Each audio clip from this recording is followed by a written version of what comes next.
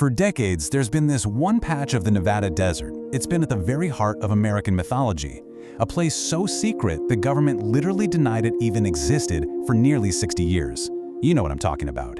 Area 51. The stories, they're legendary, right?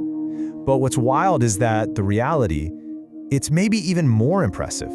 So it really makes you wonder, what was the US government really hiding out there with all that insane secrecy? You know, when most people think of Area 51, their mind immediately jumps to one thing: aliens. The classic story, right?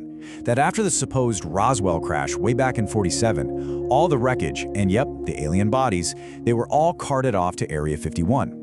And then you have whistleblowers like Bob Lazar, who came forward claiming he actually worked on reverse engineering alien spaceships. This is the legend we all know and love.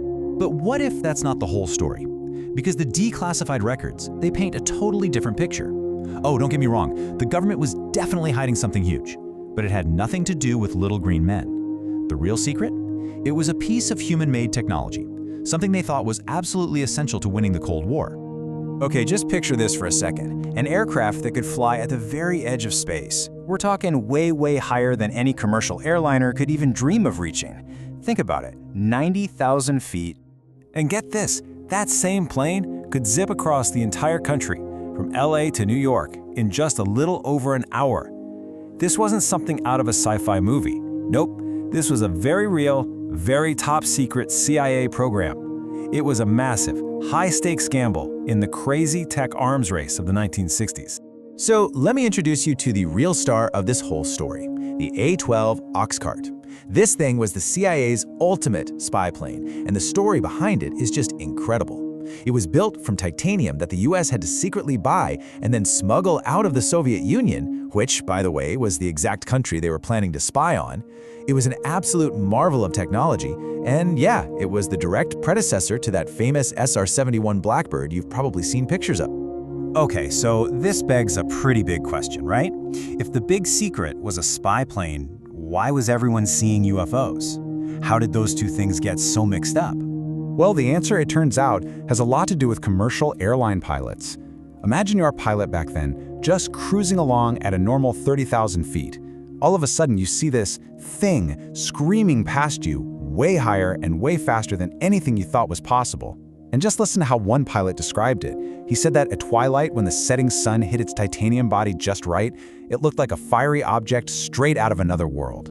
So what people were seeing, both pilots in the air and folks on the ground, what they thought was an alien UFO was actually a human-made aircraft just pushing the absolute limits of physics. They were seeing something real, for sure. It just wasn't what they thought it was. So with all these sightings popping up, the CIA suddenly had a major problem on its hands. How do you keep a lid on a revolutionary spy plane program like this? Well, as luck would have it, the growing UFO craze of the 50s and 60s gave them the perfect cover. They realized the best cover story was one they didn't even have to invent.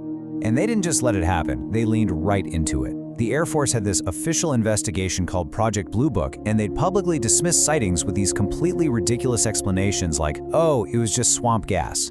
Of course, that only made people believe in conspiracies even more. But at the same time, behind the scenes, if a pilot reported seeing something, FBI agents would show up and force them to sign a national security non-disclosure agreement. It was actually a pretty brilliant, two-pronged cover. But look, this secret was way bigger than just a few pilots. To develop this kind of technology, you need thousands of people. Engineers, sure, but also janitors, cooks, all kinds of support staff. So how on earth did the government keep every single one of those people completely silent? Well, first, you've got to physically get them there. And that's where Janet Airlines comes in. It's this classified, completely unmarked airline that flies out of a private terminal in Las Vegas every single day, just shuttling thousands of employees to and from the base. The call sign is Janet, and the rumor is that it stands for just another non-existent terminal. Pretty cool, right? And if you wanted a job there, forget about it. You had to go through one of the most intense background checks you can possibly imagine. We're talking investigators digging into every corner of your finances to see if you could be bribed. They'd interview your friends, your family, your neighbors, maybe even your old high school teachers. They were looking for anything in your personal life that someone could use to blackmail you. You basically had to be a ghost because they were determined to find any skeletons in your closet. So when you have this kind of absolute ironclad secrecy, and you keep it up for more than 50 years, It's bound to create a vacuum, right? And when the government won't give you any answers, pop culture is more than happy to step in and make up its own. Well, in 2019, that decades-old legend collided head-on with the internet in probably the most spectacular way possible. It all kicked off with a joke Facebook event. You probably remember it. It was called Storm Area 51, They Can't Stop All of Us. And it just exploded. It went massively viral. Over 2 million people RSVP'd that they were going to raid the base to, and I quote, see them aliens. But of course, as we all know, the internet and real life are two very different things. That huge online army of millions, well, it translated to about 1,500 people who actually showed up for some music festivals in the little desert towns nearby. And the final count of people who actually went to the heavily guarded gates of the base itself? A whopping 150. Yeah, nobody tried to Naruto run past the guards. The whole thing ended peacefully. It was definitely more of a party than a raid. And that's the thing. When you really get down to it, the true story of Area 51 is honestly way more fascinating than any alien story. It's a story about incredible human ingenuity. It's about engineers and test pilots putting their lives on the line in this insane Cold War race to build machines that were literally decades ahead of their time. And they did it all under a veil of total, absolute secrecy. So that leaves us with one last, kind of spooky thought. The A-12 Oxcard program, the one that kicked off all those UFO sightings, that was more than 50 years ago. So if that's the kind of revolutionary tech they were building back then, it really makes you wonder, what's flying over the Nevada desert today?